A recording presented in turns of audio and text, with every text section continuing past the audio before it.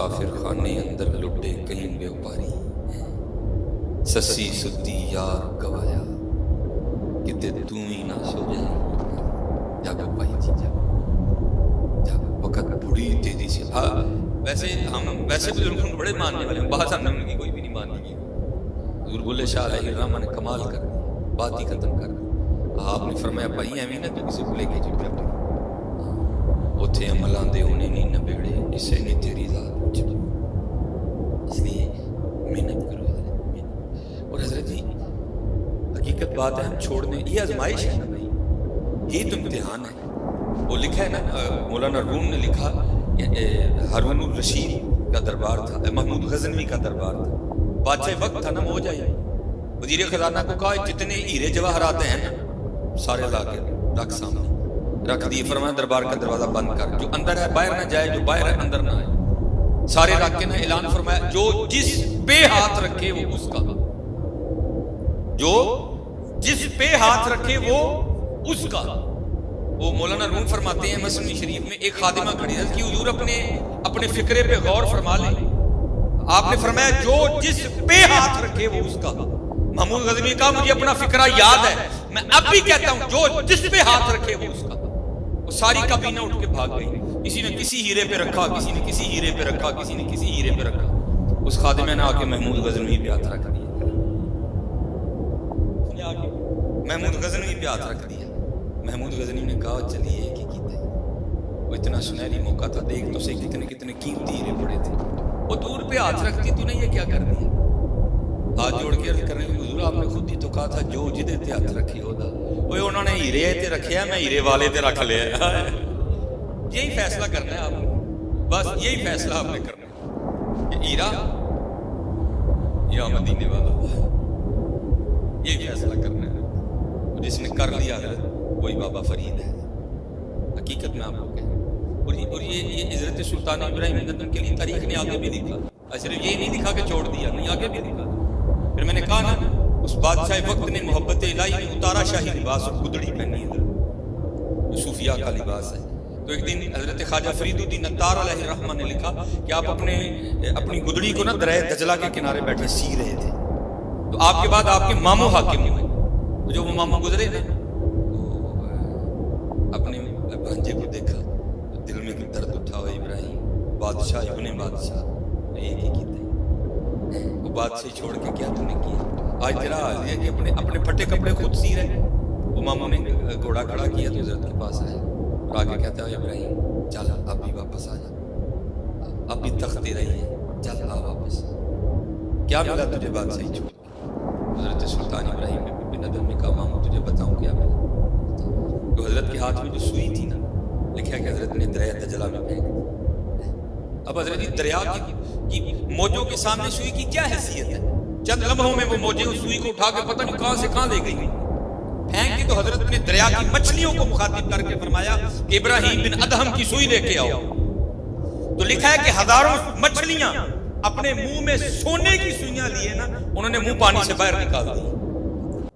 آپ نے مچھلیوں کو مخاطب کر کے فرمایا میں تے اگے چھڑے بیٹھا ہوں، پھر ہی لے نہیں، یہ نہیں چاہیے، میری سوئی لے کے آؤ. تو لکھا ہے کہ چھوٹی سی مچھلی نا اپنے منہ میں حضرت کی سوئی لے کے اس نے پانی سے منہ باہر نکالا.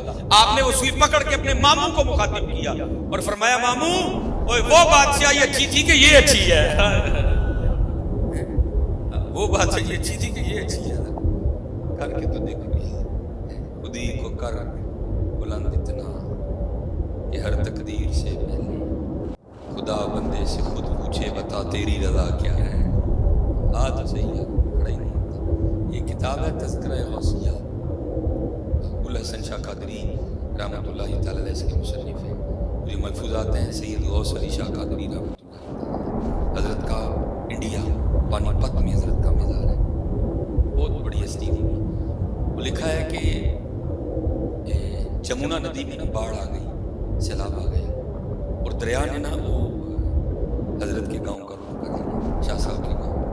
اب حضرت سب کو پتہ ہے پانی میں کس کا ہوگا، پانی کو کون کہ نہ اس طرح کا. وہ سارے لوگ اکٹھے ہو کے نا شاہ صاحب کی خدمت میں حاضر ہوئے. آگے عرض کی تھی حضور پانی جڑا ہے نا پیٹ میں ڈوب گیا. ابھی تو بند نے پانی کو روکے ہوئے لیکن لگ رہا ہے کہ یہ بند ٹوٹ جائے گا اور سارا گاؤں بہ جائے گا. دعا فرمائیں کہ اللہ پانی کا رخ موجی موجی بابے حضرت یہ شاہ نے فرمایا سارے کہیں چکو تو میرے نال دریا چل جاؤ. وہ سب آ گئے. سب سے پہلے حضرت بند پہ چڑھے اور آپ نے نا بند توڑنا شروع کر دیا اور لوگوں کو کہتے ہیں توڑو تسی. اب فقیر کی بات کسے سمجھ آیا؟ لوگوں نے کہا بھائی یہ بند ہی تو ہے جس نے بچایا ہوا شہر کو، اگر بند ٹوٹ گیا تو گیا سارے کا سارا شہر. وہ کسی نے بند نہیں توڑا بلکہ قبلہ شاہ صاحب کو برا بھلا کہتے ہوئے نا چلے گئے اور جا کے چھتوں پہ چڑھ گئے کہ ابھی پانی آیا تو ابھی پانی آیا، لیکن پانی نہیں آیا. شاہ اور کلے منڈے دے کئی راکے پہ آئے. اس وقت تو قبلہ کی طرف کسی نے توجہ نہیں کی، سارے گئے. جا کے کیا دیکھا کہ دریا 2 کوس پیچھے چلا گیا. دریا نے اپنا رخ ہی بدل لیا. بڑے رہے سارے شاہ صاحب کی خدمت میں آئے، پہلے اپنے قصور کی معافی چاہیے. شاہ صاحب نے معاف کر دیا. عرض کرتے ہیں حضور یہ راز بھی تو بتائیں نا، پانی 2 کوس پیچھے کس طرح چلا گیا؟ آپ نے فرمایا خود ہی کہہ رہے ہو راز ہے تو پھر راز کو راز ہی رہنے دو. نہیں عرض کی حضور بتائیں. تو آپ نے فرمایا وہ جدوں میں پہلا ٹک لایا نا بانو پہلی کہیں ماری جیسے تانوں ہی کیا مارو تھی تو ماری کوئی تھی تو ڈر گئی تو میں مارتا رہا تو نال عرض کرتا رہا یا اللہ پانی جی ساڈے پنڈ نو ٹریا یا تیری مرضی نہ ٹریا. اب اتنی پانی آ سکتا تیری مرضی نہ ٹریا. جیسے تیری مرضی ساڈا پنڈ ڈوبن دی تو میں تیرا بندہ تو میں تیری رضا تے راضی ہوں، میں رل کے ڈوباں گا تیرے نال. میں نے بند توڑنا شروع کر دیا. کہتے بس تھوڑی دیر بعد یہ آواز آئی غیر سی کو بندے وہ تو وہ چاہتا ہے جو ہم چاہتے ہیں، لے پھر اسی وہ کر دیں جو ہن تو چاہنا ہے. اللہ صحیح ہے. ہم تم آئے کوئی سائے نہیں راہ دکھائیں کسے کوئی راہ رہے نہیں، کوئی قابل ہو تو شانے کہیں دیتے ہیں، ڈھونڈنے والوں کو تو دنیا بھی نہیں دیتے ہیں. یہ راز سمجھو اور اپنی زندگی ظاہر نہ کرو. راز یہ راز ہے کیا؟ راز ہے کیا؟ جو سمجھ گیا پھر کمال ہی کمال ہے. ان کو سارے پتہ ہے. لیکن بات حضرت پھر ہوئی ہے ہم تم آئے تو کریں کوئی سائے نہیں. یہ بزرگ فرماتے ہیں کہ جب حضرت غازی علم الدین شہید رحمۃ اللہ تعالیٰ علیہ سزا ہو گئی نا تو حضرت بے قرار دلوں کو کہاں چین آ رہا تھا.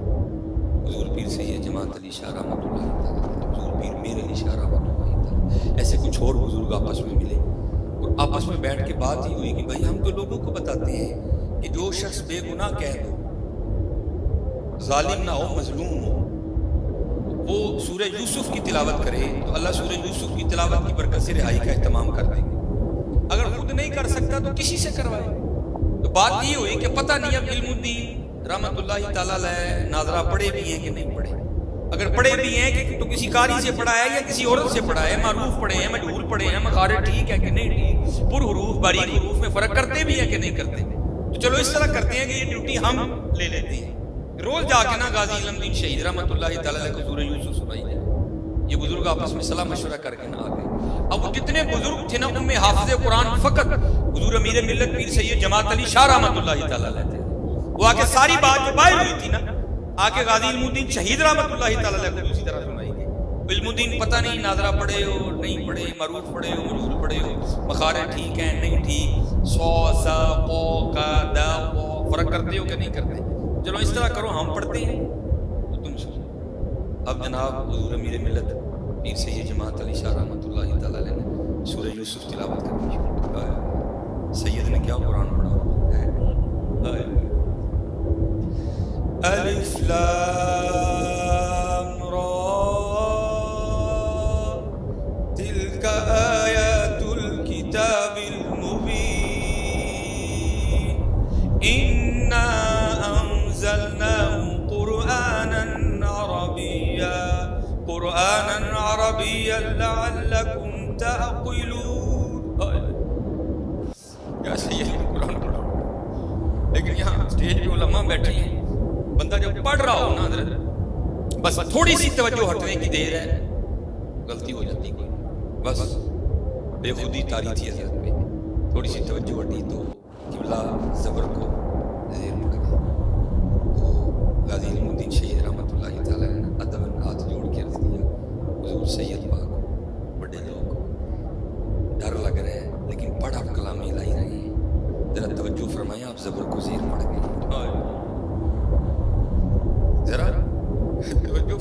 زبر کو زیر پڑ گئے. حضرت رک گئے. پہلی بات تو اس بات پہ حیرانگی ہوئی کہ ہم تو یہ سمجھ کے آئے تھے پتہ نہیں ناظرہ بھی آتا ہے کہ نہیں. اس نے ایک پکے حافظ قرآن کی غلطی نکال لی تھی. پھر قبلہ نے غلطی کی طرف توجہ کی تو غلطی بھی ٹھیک تھی. تو حیران ہو کے پوچھا علم الدین ہم تو یہ سمجھ کے آئے تھے پتہ نہیں تجھے ناظرہ بھی آتا ہے کہ نہیں آتا اور تو نے ایک پکے حافظ قرآن کی صحیح غلطی نکالی وہ یہ کیا ہے؟ تو عرض کی حضور آپ وہ ہیں جنہوں نے پھٹیوں پر بیٹھ کر اساتذہ سے پڑھا ہے اور علم الدین وہ ہے جس نے نگاہ مصطفیٰ سے پڑھا ہے. بات پھر وہی ہے ہم تم آئے کوئی شاید راہ دکھائیں کسی کوئی راہ رہے. حضرت جی اسی تو بازیاں لاندہ نا عشق رکھ سے عشق بزو کا کام عشق کا کام ہم نے تو بازیاں لگانے کا نام عشق رکھ دیا. لیکن حضرت جی کہا لو یار وقت بڑی تیزی سے گزر رہا ہے. اب چلو میں چھوٹا سا اشارہ دے کے پھر واپس آ جاؤں جنہوں نے کیا. یہ بابا صاحب بابا فرید رحمۃ اللہ تعالیٰ آپ فرماتے جب اب بیعت ہونے کے لیے نا خواجہ معین الدین چشتی اجمیری رحمۃ اللہ تعالیٰ کی بارگاہ میں گئے تھے. بعد کی بات ہے کہ حضرت نے قطب صاحب کی بات بھیجا. وہ لکھا ہے کہ اب بابا صاحب خود فرماتے ہیں کہ جب میں مرید ہونے کے لیے گیا نا تو حضرت خواجہ غریب نواز رحمۃ اللہ تعالیٰ لکڑی کے خشک تنے کے ساتھ ٹیک لگا کے بیٹھے تھے. تو کہتے ہیں جب اللہ والوں کی بارگاہ میں جاؤ تو دلوں کو کنٹرول میں رکھو یہ دلوں کے جاسوس ہوتے ہیں. کہتے ہیں جب ان کی خدمت میں گیا نا دل میں خیال آیا ہے چنگا ولی لکڑ نہ ٹیک لائے تو لکڑ خشک ہو گئی. کہتے ہیں حضرت نے میرا وسوسہ پکڑ لیا اور آپ نے درخت کو نظر فرمایا وہ درخت سرسبز و شاداب ہو گئے دانیاں نکل آئیں پھل پڑ گئے. کہتے ہیں پھر نظر ڈالی خشک ہو گئے. آپ نے 2-3 بار اس طرح کیا. تو کہتے ہیں کرنے کے بعد پھر مجھے مخاطب کر کے کہتے ہیں فرید فقیری کرنا ہے کہ لڑنا لڑائی لینا ہے؟ فقیری کرنا ہے یا لڑنا لڑائی لینا ہے؟ کہتے ہیں میں نے عرض کی حضور کیا ہوا؟ فرمایا جو دی مرضی ہے خشک روے تے تو ضرور ہے نورا کرنا ہے. فقیر تو نہیں ہے نا وہ کی کہا فقیری والی چڑھ سولی تے بہنا بھائی جو تھی اپنی مرضی نہیں مرضی شہنشاہ ہونے چل رہی ہے. فقیری نام ہے اپنی مرضی کے ختم کر دینے کا. کہتے ہیں حضرت نے فرمایا جا دہلی قطب کے پاس تیری خبر لے. فرماتے ہیں میں دہلی آ گیا. اب قطب صاحب سے ملاقات تو نہیں تھی. کہتے ہیں میں نے وہاں کے لوگوں سے پوچھا بھائی یہاں کوئی قطب الدین صاحب رہتے ہیں؟ تو حضرت کی عمر کم تھی اس وقت جوانی تھی بالکل قطب صاحب کی اور بچے کھیل رہے تھے اور حضرت بیٹھے ان کا کھیل دیکھ رہے تھے. تو کسی نے اشارہ کر کے کہا بھائی یہ ہیں قطب صاحب. بابا صاحب فرماتے ہیں چلا لیکن دل میں پھر بس لے بھائی پیر تے ملیا لیکن ملیا منڈا. پیر تے ملیا لیکن ملیا منڈا. فرماتے ہیں جب میں قریب گیا نا تو مجھے آپ نے کھڑا کیا اور اپنے حجرے میں چلے گئے. کہتے ہیں جب باہر آئے نا تو داڑھی سفید تھی اور بوڑھے ہو چکے تھے اور مجھے مخاطب کر کے کہتے ہیں فرید ہوں تیرا پیر ہو جاواں گے نہیں ہوئے. بابا صاحب کہتے ہیں کہ میں قدموں میں گر گیا. میں نے کہا معافی دے. فرمانے لگے وہ فرید تجھے دکاندار سے کیا لگے تجھے تو سودے سے قرض ہونی چاہیے. ہاں سودا نہ ملے گا تو پھر تو کلا کرنا تجھے جوانیاں بڑھاپے سے کیا لگے. بہرحال باتیں تو بہت ہیں. پھر آپ فرماتے ہیں کہ حضرت نے مجھے سیر و سیاحت کا حکم دیا. کہتے ہیں میں ایک شہر میں پہنچا کیونکہ حکم یہ ہے صوفیاء کو کہ تم جس شہر میں بھی جاؤ نا پہلے جا کے پوچھو یہاں کوئی اللہ والا ہے. اگر ہے تو اس کی زیارت کرو. اگر نہیں تو پھر پوچھو یہاں کسی اللہ والے کا مزار ہے تو پھر وہاں جا کے سلام پیش کرو. اس کے بعد جو کرنا ہے سو کرو. تو فرماتے ہیں میں نے جاتے سب سے پہلے یہی سوال کیا. میں نے کہا بھائی یہاں کوئی مرد ہے؟ لوگوں نے کہا بھائی یہاں تو نہیں ہے. یہ جو سامنے آپ پہاڑ دیکھ رہے ہیں اس کے اوپر ایک غار ہے وہاں ایک مرد ہے ذرا مشقت ہے جاؤ. بابا صاحب فرماتے ہیں میں نے بڑی مشقت اٹھائی اور گیا وہاں. اور فرماتے ہیں جب غار کے منہ پہ پہنچا نا تو وہاں جا کے کیا دیکھا کہ ایک ٹانگ ہے جو گھٹنے سے کٹی پڑی ہے غار کے منہ میں اور خشک ہو گئی ہے. گوشت اور پوست نہیں کوئی بھی اس میں خشک بالکل ہڈی پڑی ہے.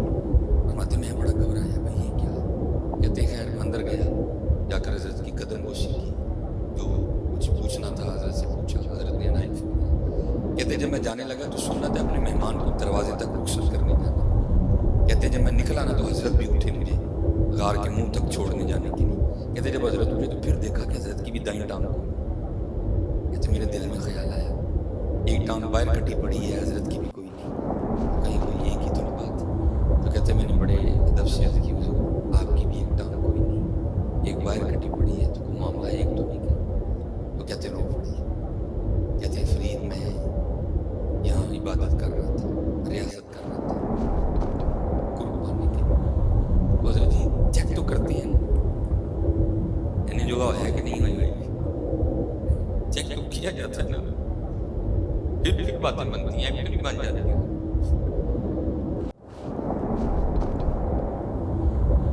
کہتے ہیں بس میری بھی چیکنگ ہو گئی. کہتے 7 دن تفکر سے بارش برسی اور غار میں اتنی سردی ہو گئی کہ مجھے لگ رہا تھا یہ سردی میری جان لے گی. فرماتے 8ویں دن اللہ نے رحمت کی اور دھوپ نکلی. کہتے میں غار کے منہ پہ بیٹھا نا, سورج سے اپنے وجود کو گرم کر رہا تھا, چیکنگ کچا کے پکا. کہتے ایک عورت گزری اور میری نظر اس کے چہرے پہ پڑی. کہتے بڑی خوبصورت لگی. میرا جی چاہا کہ میں اس کے پیچھے جاؤں, اس کو جا کے میں پھر دوں. کہتے بس ایسا غلبہ ہوا شہوت کا یا گلی ماری گئی ہو. بھائی اس چوٹی پہ تو کسی مرد کا آنا بڑا مشکل سے ہوتا ہے, عورت کہاں سے آ گئی, تیرا امتحان ہے نہ کر. کہتے عقل ماری گئی. فرماتے میں اٹھا اور اس کے پیچھے جانے کے لیے نا میں نے غار سے سب سے پہلے دایاں پاؤں باہر نکالا. تو پھر غیب سے آواز آئی واہ بھائی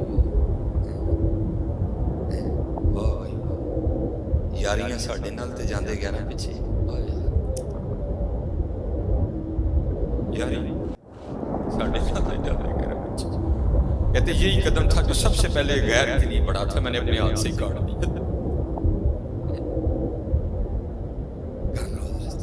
کرنے والے بڑا بڑا کچھ کرتے ہیں. تیرے عشق میں ہے یار ہم نے کیا کیا نہ کیا, صبر ایوب کیا, گریا ایوب کر لو.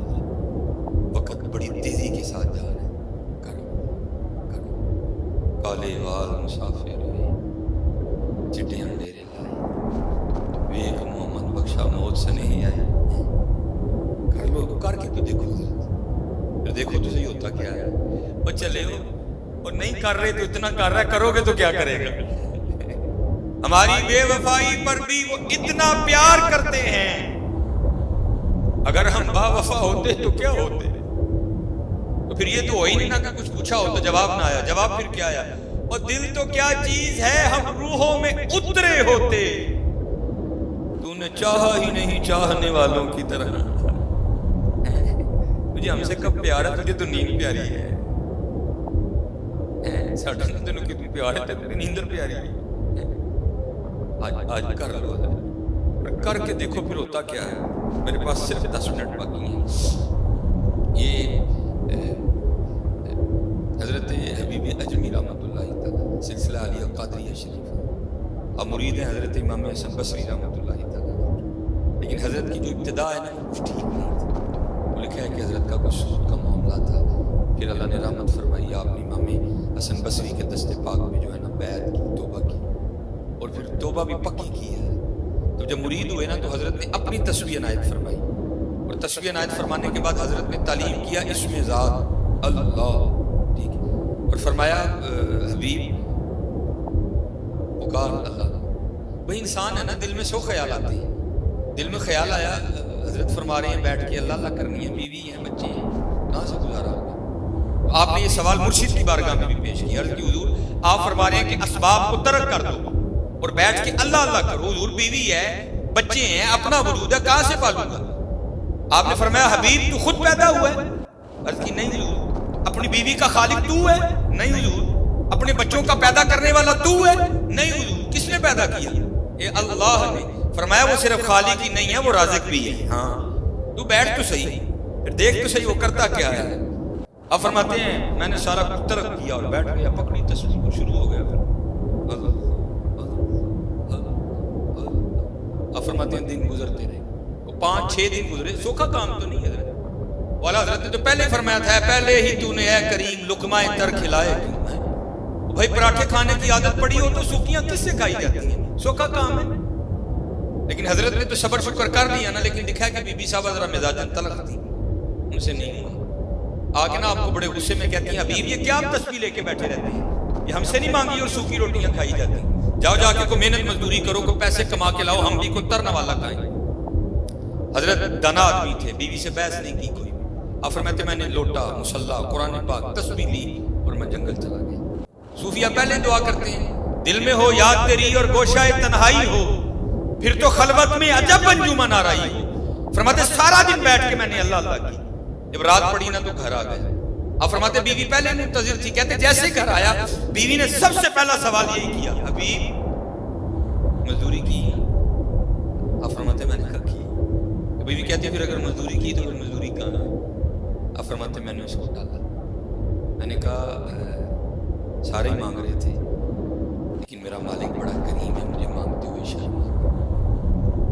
بیوی کہتی اچھا چلو، اچھا بہتر ہو جائے گا، اب کل مانگیے گا، 2 دن کے پیسے آئیں گے، ذرا زیادہ آ جائیں۔ آپ فرماتے دوسرا دن آیا، میں پھر چلا گیا، پھر اسی طرح سارا دن رات پڑی تو گھر آ گئے۔ آپ فرماتے جب گھر آئے تو بیوی پہلے تیار کھڑی تھی، آتے پھر وہی سوال کیا، حبیب مزدوری کی نا؟ آپ فرماتے میں نے کہا کل سے بھی زیادہ کی ہے۔ تو پھر کہتی ہے اگر کی ہے تو پھر مزدوری کہاں ہے؟ حضرت حبیب رحمۃ اللہ تعالیٰ فرماتے میں نے اس کو ڈالا۔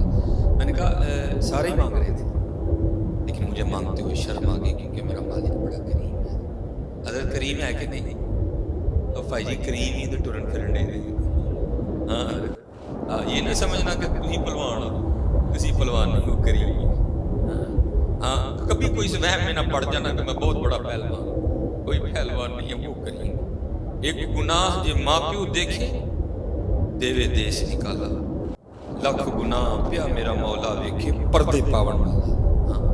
ان بطش ربک لشدید، بے شک تیرے رب کی پکڑ بڑی سخت ہے، وہ کریم ہے حضرت، اسی لیے تو چل پھر رہے ہیں حضرت۔ آپ فرماتے ہیں جب دوسرے دن بھی ٹالا نا تو بی بی صاحبہ تھوڑی غصے میں آ گئی، اور غصے میں آ کے کہتی ہیں حبیب اب جب کل جائیں گے نا تو جاتے کام نہ شروع کر دیجئے گا، پہلے اس سے 2 دن کی مزدوری لیجئے گا، اگر تو دے نا دے مزدوری وہ تو پھر کام شروع کریے گا، اگر نہ دے تو اس کا کام نہ کرنا، پھر کسی اور کا کرنا جا کے۔ اب حضرت یہ کوئی صوفی سمجھے گا کہ یہ فطیر کیسے یہاں آ کے لگتا سیدھا، کیونکہ حضور بلے شاہ نے کہا تھا نا سونے ملن ہزاراں اساں نہیں یار وٹانا، اساں نہیں یار وٹانا، ہاں ہم نے نہیں، آپ تو جان دے دیں گے، ہم نے نہیں یار کا در چھوڑنا۔ آپ فرماتے یا تیر لگا، ساری رات میں سسکیاں لیتا رہا، اس نے کیا دیا ہے، 70 ماہوں سے بڑھ کے پیار کرنے والا رب ہے، اس کا در چھوڑ کے جاؤں تو جاؤں کہاں؟ خیر آپ فرماتے تیسرا دن آیا، میں پھر چلا گیا۔ فرماتے سارا دن پھر اسی طرح اللہ اللہ کی۔ کہتے جب رات پڑی نا تو بڑا پریشان، وہ حبیب وہ 2 دن تو اس کو ٹال لیا، آج اسے کیا کہہ کے ٹالا، پتہ نہیں وہ آگے سے کیا بولے گی، کچھ ایسا ہی نہ بول دے جو مجھ سے سنا ہی نہ جائے۔ آپ فرماتے میں نے کہا گھر جاتے ہی نہیں، باہر ہی بیٹھ جاتے ہیں، جب آدھی رات ہو جائے گی نہ سو جائے گی تو دیوار پھلانگ کے گھر چلا جاؤں۔ آپ فرماتے میں باہر بیٹھ کے نہ پھر ذکر الہی میں مشغول ہو گیا۔ آپ فرماتے جب آدھی رات گزری نہ تو میں گھر گیا، لیکن جب گھر گیا تو کیا دیکھتا ہوں گھر کا سارا منظر بدلا، وقت آدھی رات کا ہے لیکن کیا گھر میں چولہا جل رہا ہے اور کچھ پکنے کی خوشبو آ رہی ہے۔ آپ فرماتے میں بڑا حیران ہوا، وہ اتنی رات کو فقیر کے گھر چولہا کیسے جل گیا؟ تو پھر دل میں خیال آیا گاؤں میں سے کسی کو میری غریبی پہ ترس آیا ہوگا، کوئی کچھ دے گیا ہوگا۔ خیر اب دیوار پھلانگنے کا تو سوال ہی نہیں اٹھتا تھا۔ اور فرماتے میں نے جا کے نا دروازہ کھٹکھٹایا،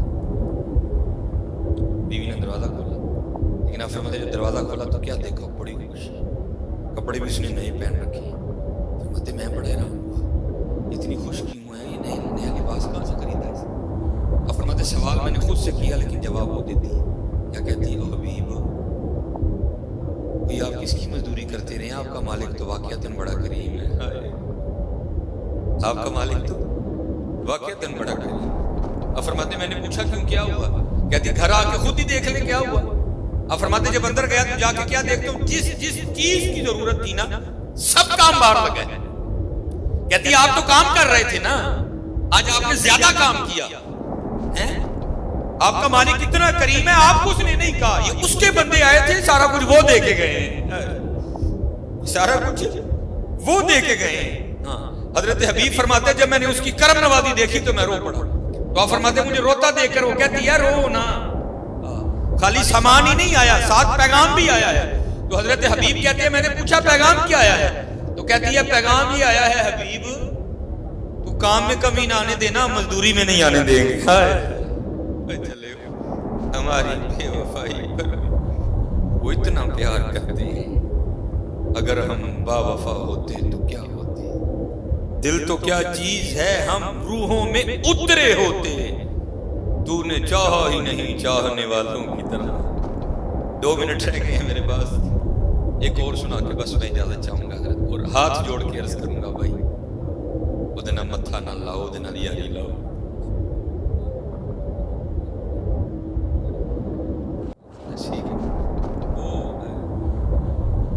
حضرت جی جو ہے نا وہ یاری لگائی حضرت، جو دیکھو تو صحیح رنگ کیا لگتا ہے. یہ حضرت عبداللہ بن زید رحمۃ اللہ تعالیٰ، یہ حضرت جنید بغدادی رحمۃ اللہ تعالیٰ کے دور کی نکاح نہیں کیا ساری زندگی. جذب کا غلبہ رہا، استغراق شکر کا غلبہ رہا، تو نکاح نہیں کیا ساری زندگی. تو ایک دن بڑھاپا آ گیا، ایک دن بیٹھے حدیث پاک پڑھ رہے تھے، اس میں حضور نبی علیہ السلام نے ارشاد فرمایا جس کا مفہوم ہے کہ جنت میں کوئی شخص بھی تنہا نہیں ہوگا. جو یہاں نکاح کی عمر کو پہنچا نہیں، پہلے انتقال ہو گیا یا پہنچا نکاح کر نہیں سکا، تو اللہ جل شانہ جنت میں ان مسلمان مردوں اور عورتوں کا آپس میں نکاح کر دیں گے. کیونکہ جنت میں ہر جنتی شخص کی عمر 30 سال ہوگی. ٹھیک ہے، دل میں خیال آیا بھائی یہاں تو نہیں ہوا، اب آگے تو نہیں ہے نا. دل میں یہ خیال آیا پتہ نہیں جنت میں میری بیوی کون ہوگی. لکھا ہے کہ حضرت نے اللہ کی حضور دعا کی، یا اللہ یہاں تو تیری محبت میں گزر گئی، لیکن تیرے محبوب فرما رہے ہیں کہ جنت میں نکاح نہیں ہونا ہے، تو یا اللہ مجھے اتنا تو بتا کہ جنت میں میری بیوی کون ہوگی، کون میری شریک ہوگی جنت میں. آپ فرماتے پہلی رات دعا کی تو دعا قبول نہیں، فرماتے دوسری رات پھر کی قبول نہیں، تیسری رات جب کر کے سویا نا تو خواب میں کیا دیکھا، ایک سیاہ فام عورت ہے کالے رنگ کی، اور خواب میں کہہ رہی ہے کہ میں میمونہ ولید ہوں اور میں بصرہ میں رہتی ہوں. بیدار ہوئے، آنکھ کھلی، وقت تہجد تھا، نماز تہجد ادا کی، نماز فجر پڑھی، سواری لے کے بصرہ چلے گئے. بصرہ والوں نے حضرت کا بڑا پرتپاک استقبال کیا. ایک مرید کے گھر میں بیٹھے، لوگوں نے عرض کی حضور آج بغیر بتائے کس طرح آنا ہو. آپ فرماتے ہیں یار یہ تو بتاؤ تمہارے بصرہ میں کوئی میمونہ رہتی ہے؟ لوگوں نے عرض کی حضور رہتی تو ہے، تو آپ نے کیا کرنا ہے؟ آپ نے فرمایا میں اسی سے تو ملنے آیا. لوگ حیران ہو کے کہنے لگے حضور آپ اس سے ملنے آئے؟ آپ فرماتے ہیں میں نے کہا کہ مجھ سے کوئی مل نہیں سکتا کہ حضور وہ تو دیوانی ہے، لوگ اسے پتھر مارتے ہیں. اور حضرت یہ بھی کمال ہی رنگ ہے، سنگ ہر شخص نے ہاتھوں میں اٹھا رکھا ہے، جب سے تو نے مجھے دیوانہ بنا رکھا ہے، کڑی اس شخص پہ بھی محبت میں گزری ہوگی، نام جس نے بھی محبت کا سزا رکھا ہے. فرماتے ہیں حضور لوگ اسے پتھر مارتے ہیں. اب فرماتے ہیں میں نے پوچھا پتھر کیوں مارتے ہیں؟ حضور کام اس طرح کی کرتی ہے، کیا کرتی ہے؟ تو حضور اگر کوئی رو رہا ہے نا اسے دیکھ کے مسکرانا شروع کر دیتی ہے، اگر کوئی مسکرا رہا ہے تو وہ اسے دیکھ کے رونا شروع کر دیتی ہے. لوگ پتھر مارتے ہیں، وہ دیوانی ہے، آپ نے اسے مل کے کیا کرنا ہے؟ اور حضور اس کی دیوانگی یہاں تک بڑی ہوئی ہے کہ اجرت پر وہ ہماری بکریاں چراتی ہے. آج بھی وہ ہماری بکریاں لے کے جنگل گئی ہے اور ایسی دیوانی ہے، بس جتنی ضرورت ہو نا اتنے رکھ لیتی ہے، باقی اللہ کے راستے میں صدقہ کر دیتی ہے. آپ آرام فرمائیں، عصر کے بعد لوٹ آئیں. حضرت فرماتے ہیں میں نے کہا بھائی عصر کس نے دیکھی ہے، یہ بتاؤ جنگل میں کس سائڈ پہ گئی؟ عرض کی حضور نہ جاؤ، بڑا خوفناک جنگل، وحشی درندے بڑے نے، حشرات الارض بڑے نے، نہ جاؤ. حضرت فرماتے ہیں میں نے کہا نہیں، بتاؤ کس سمت گئی؟ سمت بتائیے. آپ فرماتے ہیں میں جنگل میں چلا گیا. آپ فرماتے ہیں واقعی بڑا خوفناک جنگل، بڑا بڑا شہروں سے، وحشی درندوں سے. کہتے میں نے حیران ہو کے خود سے سوال کیا اے عبداللہ بڑی بات ہے، وہ اس جنگل میں جب پیر اٹھاؤ تو آگے شیر کھڑا ہے، کیسے بکریاں چرا رہی ہے؟ خیر آپ فرماتے جو جگہ بتائی گئی تھی نا میں وہاں پہنچ گیا، لیکن آپ فرماتے جب وہاں پہنچا تو 2 حیران کر دینے والے منظر تھے. پہلا میمونہ آئی تو بکریاں چرانی تھی، لیکن بکریاں نہیں چرا رہی تھی، وہ تو اس جنگل میں لوگوں سے چھپ کے مصلی بچھا کے نوافل پڑھ رہی تھی.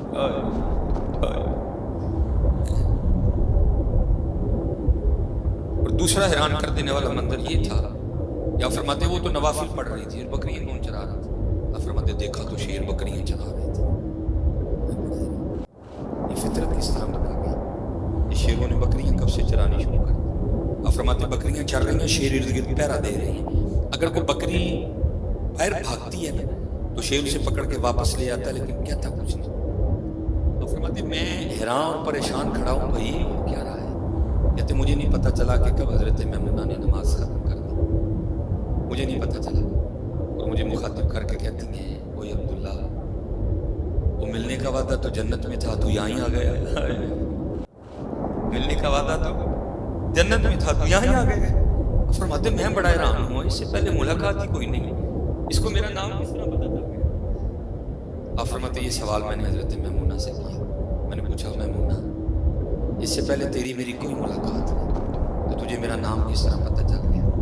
تو آپ فرماتے حضرت میمونہ نے جواب دیا ہے عبداللہ، جس اللہ نے رات کو میرے بارے میں تجھے بتایا نا، اسی اللہ نے رات کو تیرے بارے میں مجھے بھی بتا دیا۔ یہ حضرت ہمارے اصلاح ہیں۔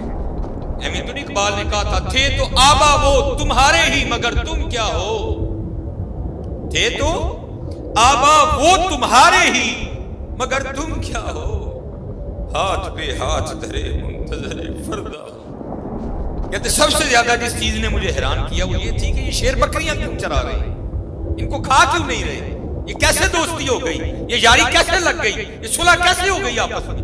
آپ فرماتے یہی سوال میں نے حضرت میمونہ سے بھی کیا، میں نے کہا میمونہ یہ تو بتاؤ یہ شیروں نے بکریاں کب سے چرانی شروع کر دی، کب سے ان کی آپس میں دوستی ہو گئی، یہ کب سے یارانہ لگ گیا؟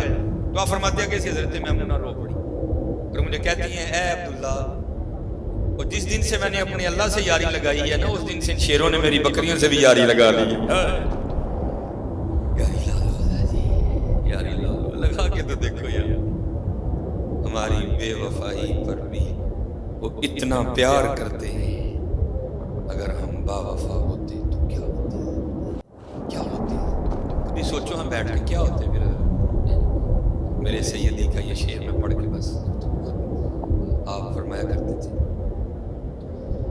جب تک چلے خوب چلائیں ساپنے دی یاری، آری حضرت ساواں دی یاری، اور وڈن کڑے ٹان ڈئی جدے جیسی بیٹھے تھے حضرت جی، دکھ دی گل ہے، پتہ بھی نہیں کان ٹان کڑے ویلے ٹوٹ جانے اور اسی کبرے ڈگنے جا۔ جب تک چلے خوب چلائیں ساپنے دی یاری، اللہ سٹ بھا جنجالاں والے تے لا اللہ نال یاری،